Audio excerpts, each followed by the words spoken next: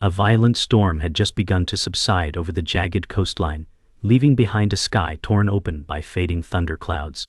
Amid the swirling foam and broken kelp, the weak figure of a mother otter floated limply near the rocks, her damp fur clinging to her fragile frame. She wasn't moving, barely breathing. Only the trembling chirps of her pups nearby pierced the stillness. Her front paw was draped protectively over the youngest, even in unconsciousness. Nature had waged its war, but she had fought harder, shielding her babies against crashing waves and vicious debris. Now, with the sea growing eerily calm, the mother was dying in silence. A young rescuer on patrol spotted the strange motionless bundle, drifting in the shallows, and froze. His heart pounded. "That's an otter," he whispered, eyes widening. "And she's not alone." He bolted for his emergency bag, already yelling into his radio. The clock had started. Life or death now hinged on seconds. The rescuer plunged into the icy surf without hesitation, his boots sucking into the sand as the undertow fought back with each step. "Hold on," he muttered through gritted teeth. The tide clutched at him like claws, trying to drag him away. One wrong move, and he could be lost too, but he pressed forward, driven by the soft, desperate chirping. The closer he got, the clearer it became. The mother wasn't moving, and one pup was already floating too far out. With one hand he secured a rope to his belt and anchored it to a nearby rock. He waded deeper, cold searing his legs, shouting, "Dispatch! I need backup, and a thermal blanket, now!" His voice cracked, swallowed by the wind. He reached the otters, cradling the unconscious mother gently while scooping her pups into his arms. Her fur was freezing to the touch. She had given everything to protect them, and now it was his turn to protect her. He scrambled back toward shore, stumbling under the weight of the family. Each wave slammed into him like a wall, but he gritted his teeth and leaned forward. The pups squealed faintly, nestled in his jacket, while the mother otter lay still. Sand and seawater mixed in his mouth as he dropped to his knees at the shoreline, adrenaline roaring in his ears. He laid the mother down gently, chest heaving. Come on," he gasped, rubbing her fur to stimulate warmth. His hands trembled as he unrolled the emergency blanket, wrapping it around her soaked body. He checked for signs of breath. Shallow. Weak, but present. A second rescuer arrived, skidding beside him, her face pale. "She's alive?" He nodded once. "Barely. Indeed, go on." Together, they began warming her, whispering quiet encouragements to an animal that had no idea her life was hanging by threads of human hope. Minutes passed like hours. The rescuers worked in quiet synchronization, shielding the otters from the wind with their jackets. The second rescuer, a woman in her late 20s with auburn hair tied in a wet braid, whispered. She was guarding them, even half drowned. The man nodded slowly. She didn't let go even when the sea tried to take her. The pups, now dry and huddled in a towel-lined box, whimpered softly. The woman reached out and gently stroked the mother's head. "Stay with them," she whispered. "They still need you." A light cough from the mother otter broke the silence. Her chest moved, slightly stronger now. Her whiskers twitched. It wasn't a recovery, but it was something. A fragile thread of hope had been pulled from the wreckage. Both rescuers sat back, tears mixing with seawater on their cheeks, letting out the breath they hadn't realized they were holding. The radio crackled. "Transport team inbound, ETA 5 minutes. Relief swept over the rescuers, but no one moved. The mother otter was still too fragile. The male rescuer pulled out a stethoscope and leaned in. Heartbeats stabilizing. Still slow. The pups began to squeak louder now, their tiny paws scratching at the edge of the box. One of them tried to climb out, toward its mother. The female rescuer placed her hand gently over the edge. "Not yet, little one," she said softly. "She's not strong enough." The pup let out a long cry, a note so sharp it pierced the air and left both humans in silence. The mother otter's ear twitched. Then, her eyes opened, just a sliver. She saw them. Her babies. Her humans. She had made it through the storm. And in that tiny sliver of movement, everything changed. Hope had a heartbeat. The transport van roared up the coastal road, tires skidding on wet gravel as it pulled to a stop near the rescue site. The team jumped out, veterinarians and marine rehab specialists, all moving with urgent precision. A gurney was unloaded, and the mother otter was gently lifted onto it, still wrapped in the thermal blanket. The pups were placed in a separate carrier beside her, their soft cries constant, as if calling her back to consciousness. Inside the van, warmth met them like a blanket. Vitals low but stable, one medic announced, checking the monitor hooked to her tiny chest. She's still hypothermic. Let's go. The doors slammed shut, and with a squeal of tires, they sped toward the Marine Wildlife Hospital. Every bump in the road seemed to jolt her fragile form. But her eyes fluttered open again, just briefly. And in that fleeting moment, she saw her babies, alive, close. It was enough. She didn't give up. The Marine Wildlife Hospital was already prepped. Inside the intake bay, clean fluorescent lights glared down as the team wheeled the mother otter in.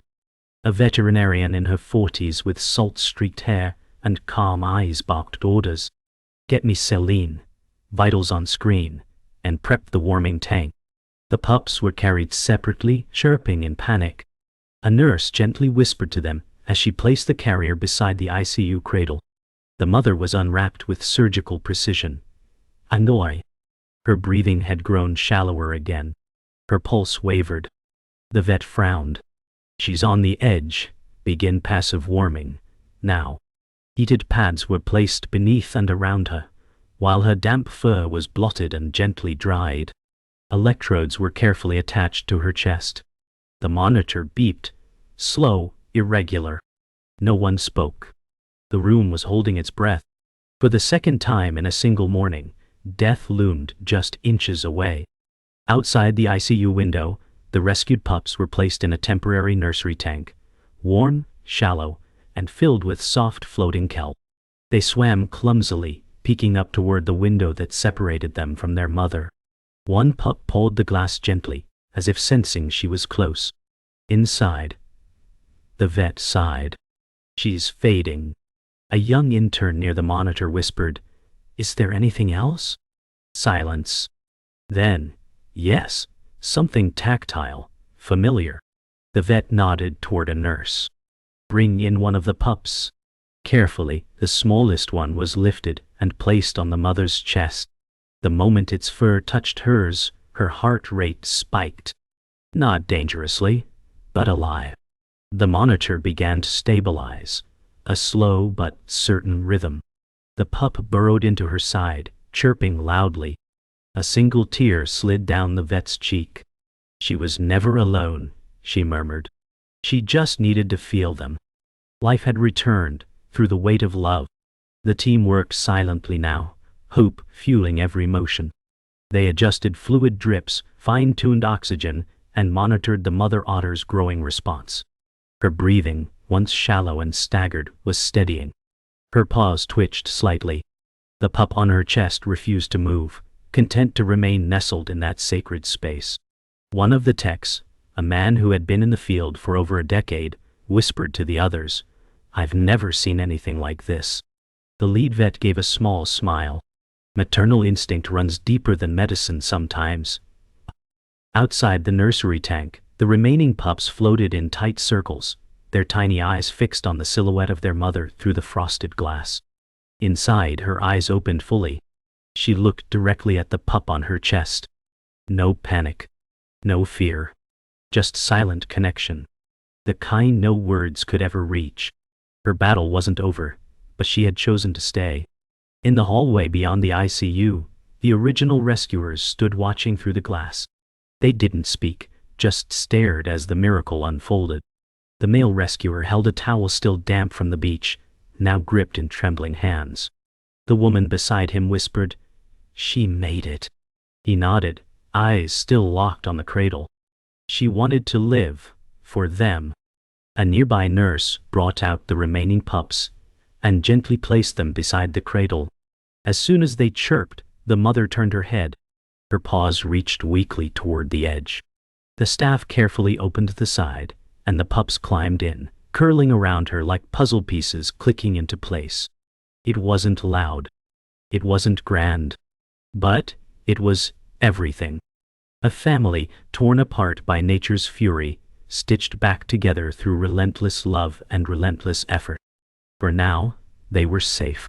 The storm was behind them, but the journey had just begun. The rehabilitation center's observation room was silent, save for the soft hum of machines. Days had passed. The mother otter's recovery was slow but promising. She could now lift her head, respond to touch, and even nibble on small pieces of fish. Her pups never left her side. They clung to her, burrowed under her arms, and squeaked softly with each passing hour. Staff moved gently around them, careful not to disturb the fragile bond. One morning, a caretaker placed a fresh towel in the cradle and turned to leave. That's when it happened, slow, shaky, but certain. The mother otter pushed herself upright. The room froze. She blinked, then reached out to groom one of her pups. "She's doing it on her own," the intern whispered. The vet, watching from behind glass, nodded in awe. Her instincts are stronger than her injuries. It was a moment no one forgot. Not for the progress, but for the will behind it. Rehabilitation protocols had officially begun. The center's indoor pool, specially designed for marine rescues, was cleaned and filled with seawater chilled to match the coastline. Staff lowered the otter family into the pool for the first time since the storm. The mother hesitated. She looked at the water, then at her pups. One of them leapt forward, splashing in clumsily. That broke the tension. Slowly, the mother slid in. She floated, weakly at first, then with growing confidence. The pups trailed behind her like shadows. "She remembers," said one handler, watching her glide toward the floating kelp. "It's all coming back." She began to teach them, biting kelp strands, rolling over, guiding them with subtle nudges. These weren't random movements. This was a lesson. A silent education passed from mother to child. She wasn't just healing. She was becoming their teacher again. The sea hadn't taken that away. Every day brought new strength. The mother otter regained control of her limbs, her eyes grew brighter, and her fur, once dull and matted, shimmered under the sunlight pouring through the skylights. Her pups followed her with relentless curiosity, mimicking her every move.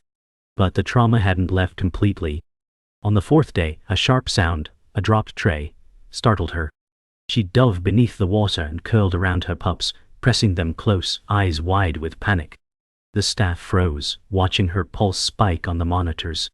"It's okay," a nurse said quietly. "You're safe now." Slowly, she surfaced, her breathing fast but steady. The memory was still there, etched into her bones. But she was learning that not every sound meant danger. Not every shadow was the sea returning to claim her. And with each new lesson in safety, she passed the comfort on to her pups.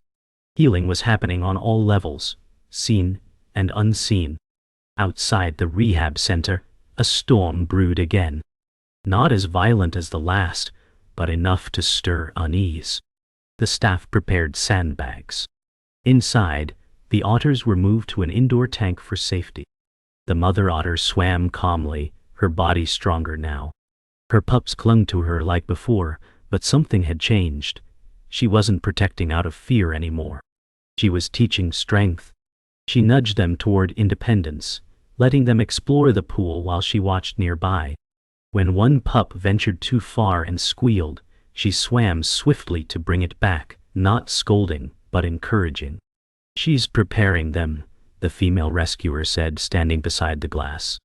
"She knows it won't be forever." The male rescuer replied, "She's rewriting what survival means." Outside, the rain hit the windows, but inside there was only progress, measured not in minutes or milestones, but in trust regained. Later that evening, the power flickered as the storm outside intensified. Emergency lights clicked on, bathing the facility in a soft red hue. The mother otter stirred but didn't panic. Her pups squeaked and pressed close, but she kept them calm, her movements steady. The staff watched in awe. "She's their anchor now," the lead vet whispered. One of the pups rolled into her side, comforted by her warmth.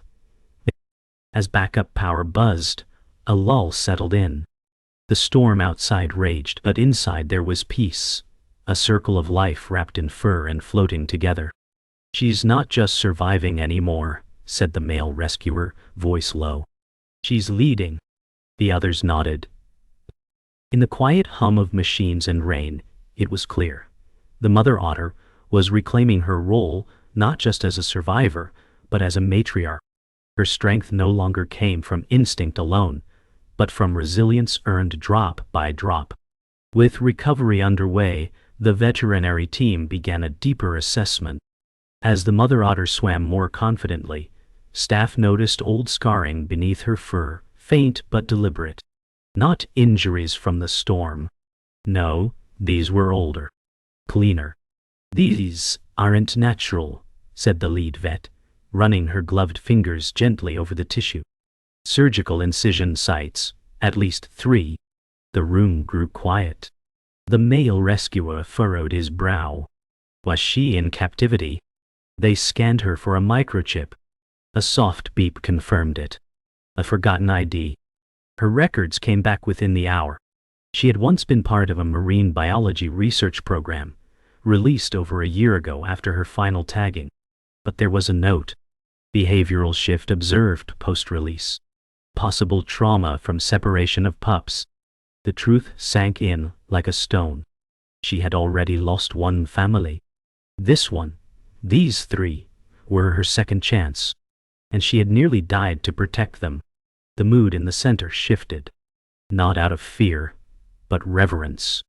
The mother otter wasn't just a survivor of the storm. She was a survivor of systemic failure.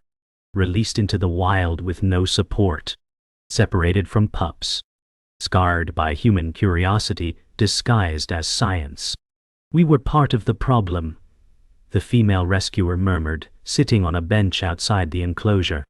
The vet beside her said softly, "And now we're part of the redemption." Inside, the mother otter swam with her pups, guiding them through obstacle rings floating in the tank. Her movements were assertive now, her energy grounded in purpose. She was training them, preparing them. The team watched in respectful silence. What they saw wasn't just instinct, it was intention. She wasn't afraid of the world anymore. She was preparing her young to survive it better than she had. And in that transformation something powerful bloomed: forgiveness. Later that afternoon, the male rescuer approached the nursery tank alone. He crouched by the glass, watching the family drift in lazy circles. "You didn't just survive," he whispered. "You remembered." His reflection shimmered beside hers, both staring through the barrier that separated them, worlds apart, yet intertwined. His radio buzzed with an update. Weather forecast clear. Ocean conditions optimal. Release window confirmed. He turned the volume down and sighed. Letting go now felt different. Not like abandonment, but honoring her journey. Inside the tank, the mother nudged one pup toward a floating toy, then looked up. Their eyes met. It wasn't communication. It was understanding. A quiet message passed in silence. "I'm ready." He stood up slowly, voice cracking. "You earned the ocean back, this time on your terms." Outside, the waves waited, no longer a threat, but a beginning. The release was scheduled for sunrise. Preparations began at twilight.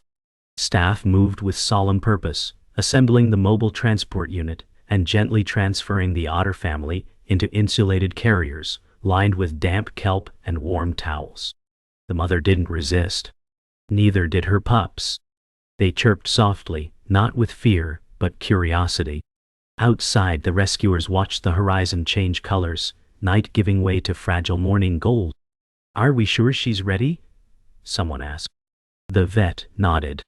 "She told us without words." As the carriers were secured, the team gathered for a quiet moment, no ceremony, no speeches. Just breath held tight in collective memory. Doors clicked shut. The engine started. And just like that, the journey back to the sea began. Not as an ending, but a return to freedom, earned not by chance, but by survival, sacrifice, and an unbreakable will to reclaim what was once taken. The transport van rolled toward the coast. Inside, the mother otter was alert, her eyes focused, not anxious. Her pups moved gently around her, sensing change. As the ocean came into view, sparkling and endless, the van slowed. The team exited quietly. They carried the carriers down a narrow path to the water's edge. A tide pool shimmered nearby, reflecting the rising sun. "This is the spot," the male rescuer said. The vet gave one final scan. All clear. No injuries. No hesitation. The carrier door unlatched.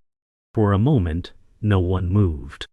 Then, graceful and silent, the mother otter emerged, her pups at her side. She paused at the shoreline, looking back just once. Not out of fear. Out of recognition. And then she stepped forward, into the sea.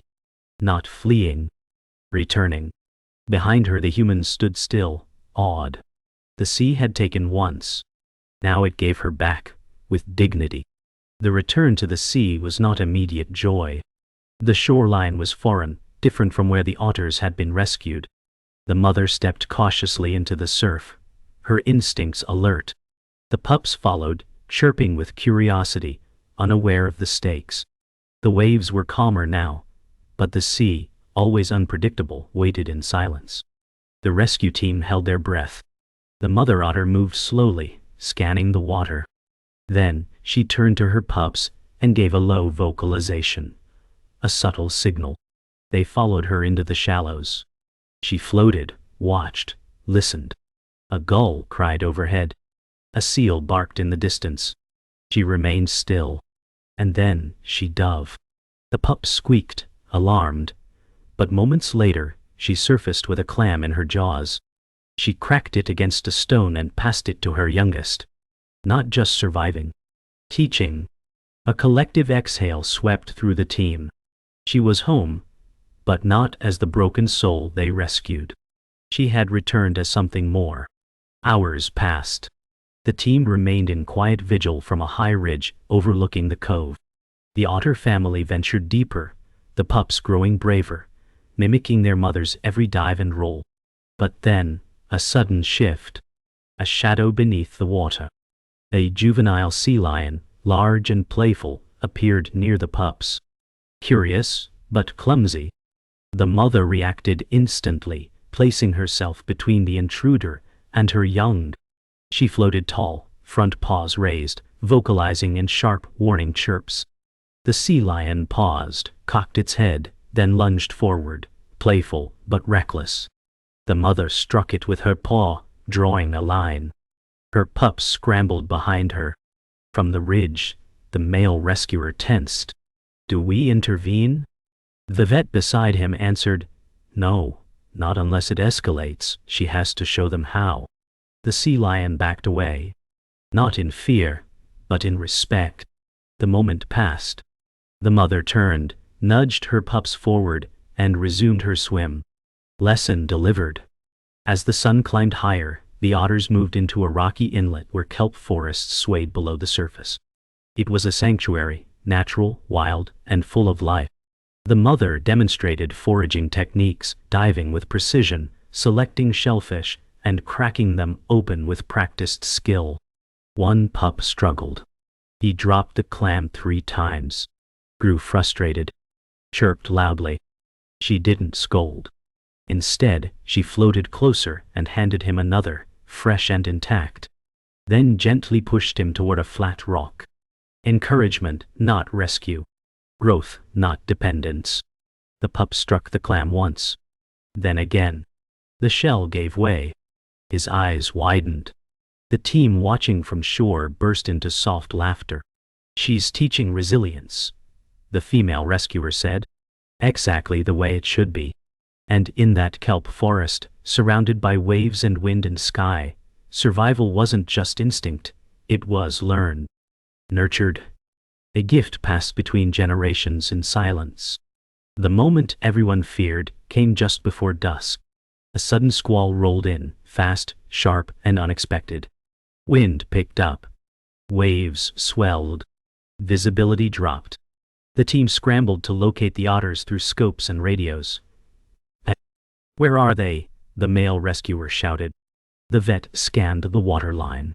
They were near the kelp edge, southwest. Panic swelled. But then, a silhouette. The mother otter, guiding her pups through the rising tide, moving with deliberate strength. She wasn't fighting the sea, she was navigating it. Using the current, timing each movement between the swells, she kept her pups close and tight against her chest. She climbed atop a flat boulder just beyond the break, shielding them from the spray. From the ridge, the team watched in stunned silence. She wasn't overwhelmed. She was in control. "She doesn't need us," someone whispered. "Not anymore." The sea had tested her again, and she answered with grace, grit, and defiance. As the storm cleared, the clouds broke open in streaks of amber and violet. A hush fell across the cove. The mother otter lay on the rock, drenched but strong, her pups curled safely against her chest. She raised her head and looked toward the ridge. The rescuers were still there, silhouettes etched against the breaking sky. She didn't cry out. She didn't gesture. She simply blinked, long and slow, then turned her head and nestled into her pups. It was the end of something, and the beginning of everything else. The team began their descent, slow and silent. "She faced death for them," the male rescuer said, "and gave them life in return." The vet replied, "We saved her body, but she saved her soul." The final image burned into their memory wasn't of a rescue, but of a rebirth, earned not in comfort, but in the wild's cruel beauty. This was her ocean now. In the days following the release, the cove remained quiet. The rescue team made their final rounds, cleaning up gear, logging reports, and packing up the mobile unit. But the weight of what had transpired lingered in every footstep. The female rescuer stood alone at the shoreline, holding the towel they'd used to dry the mother otter on day one. It still held the faint scent of sea and memory. She stared at the rock where they last saw her, now empty, washed clean by tides. "We gave her a second chance," she whispered, not to anyone but to the wind. Behind her the vet approached, and she gave us a reminder. That wild doesn't mean helpless, it means sacred. The tide rolled in slowly, not crashing, not roaring, just existing. Gentle, endless. The ocean had taken and returned, and now it waited patiently, as if guarding the story that had unfolded here. Back at the Marine Wildlife Center, the nursery tank stood empty, cleaned, drained, and quiet. But around it, reminders lingered. Small scratches from the pups' play, floating toys once nibbled, and faded post-it notes from the staff that read like whispers of a story now past. The male rescuer stood near the observation window, hands in his pockets, staring at the reflection of the space. "It's strange," he murmured, "how a place can feel full, even when it's empty." The intern beside him smiled faintly. "That's because they left something behind." He looked around again. She was right. It wasn't silence, it was presence. Memory woven into air, water, walls. This wasn't just a facility anymore. It had been a cradle, a battlefield, a sanctuary, a turning point. And they had all walked through it, changed, not by protocol, but by something raw, rare, and real. News of the rescue had spread. Local papers picked up the story, and footage of the mother otters returned to the sea circulated online. Comments flooded in. Messages of hope, tears, admiration.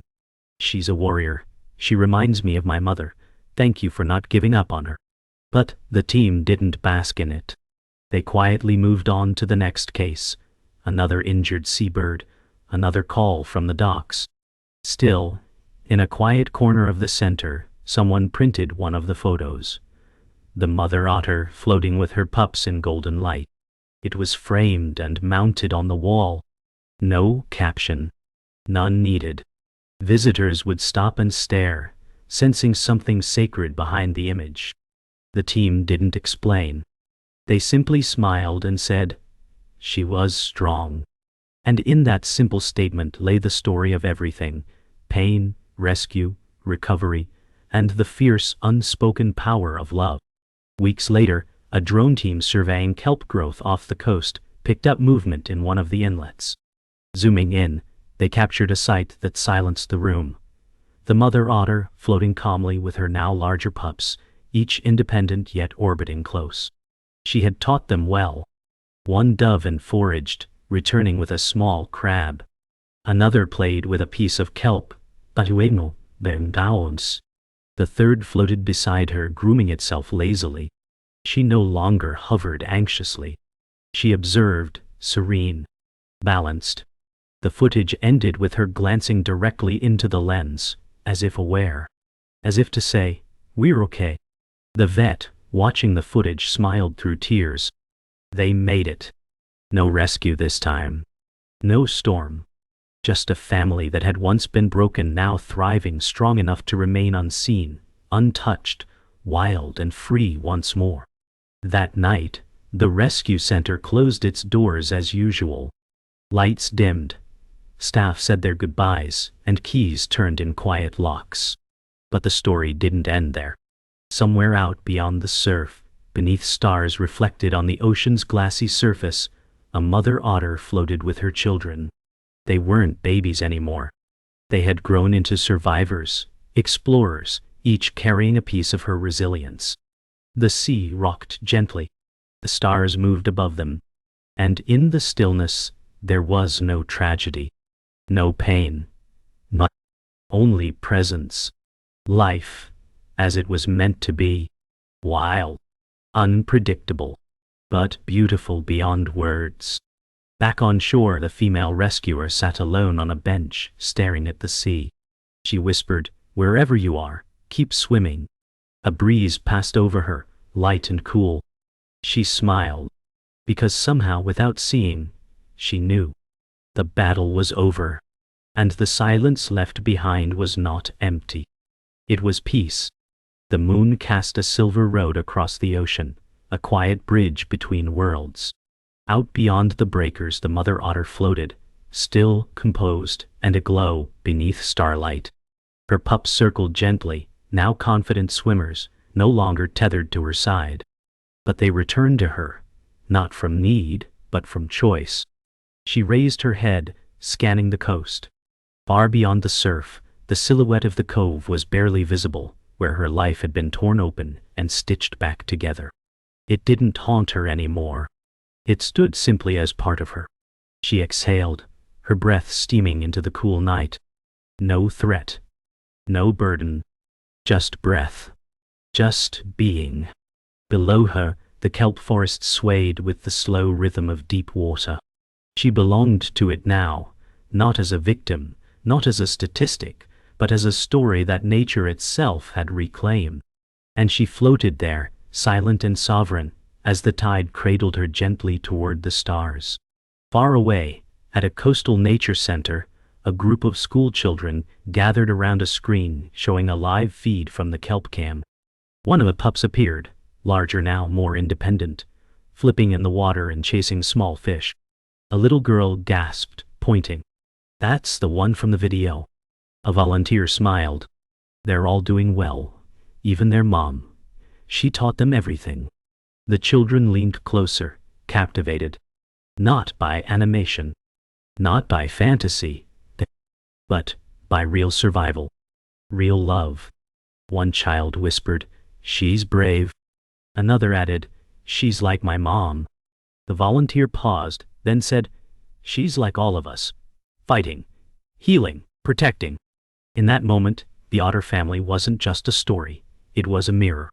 A reflection of everything fragile, fierce and beautiful that humanity carries too. Nature had told its tale, and children were listening, learning, carrying it forward like ripples that never stopped moving. Atop the cliffs overlooking the sea, the male rescuer returned one final time. He stood beneath a sky streaked in twilight hues, holding a notebook worn from salt and time. He flipped to the final page and wrote slowly, "She survived. She thrived. And she taught us more than we taught her." He closed the book, placed it on a bench carved from driftwood, and walked to the edge. The waves crashed below, not violently, but rhythmically. A pattern. Dot. A heartbeat. A song. He took a breath. Not of sorrow, but release. The kind that only comes when a story ends just as it should. He didn't need to see her again. He just needed to know she was out there, strong, wild, and free. As he turned to leave, a breeze swept through, lifting his hair and carrying the scent of salt and kelp. It felt like goodbye, but also like gratitude. Back in the sea, the mother otter swam beneath the surface, slow, deliberate, her body a blur of motion between kelp stalks. Her pups followed, weaving like threads through green tendrils. Oh! They weren't just mimicking now. They were mastering. Every dive, every turn, every chase through the reef was an echo of her lessons. Above, gulls circled. Below, urchins and crabs scattered. This was no longer survival. It was life, authentic, earned, lived fully. She surfaced once, eyes scanning the wide open water. There was no one watching. No cameras. No humans. Just her, her young, and the wild. It was perfect. The kind of perfection that doesn't scream. It whispers. It pulses through every breath and ripple. In her silence, she had spoken volumes. And in her freedom, she had become something eternal, a symbol of what it means to fight for the right to be whole again. Final image, the surface of the sea at dusk, untouched, quiet. No otters in sight. Just the slow rhythm of water meeting shore. But listen closely and you'd hear it, the faintest splash, the gentle whisper of something moving just beneath. Not struggling. Not lost. Just there. Whole. Alive. The story didn't end because the camera stopped. It continued in the way waves continue, and stars rise, and mothers hold their young even when no one's watching. Somewhere out there a once broken creature had defied every odds, survived every storm, and reminded a world full of noise that sometimes the loudest power is silence. And so the tale ends not with words, but with breath. A final exhale. The ripple of water. The beat of a heart. And the knowledge that somewhere, against all odds, she still swims.